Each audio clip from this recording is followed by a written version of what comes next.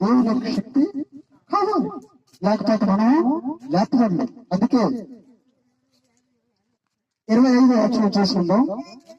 ఆయన గురించి దావీదు ఇట్లా, నేను ఎల్లప్పుడూ నా ఎదుట ప్రభువును చూచుతుంటిని, ఆయన నా కుడి పరిశ్రమలు ఉన్నాడు కనుక నేను కదలించబడు. దావీదు ఏం చెప్తున్నానండి? ఆయన్ని ఎల్లప్పుడూ చూస్తూనే ఉన్నాడు. ఆయన నా కుడి పరిశ్రమలు ఉన్నారు కాబట్టి నేను కదలించబడలేను. ఆయన పక్కనుంటే ఎవరైనా మనం పడగలరండి?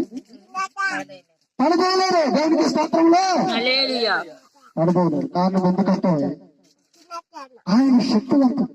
పక్కన ఏం చేస్తాడు?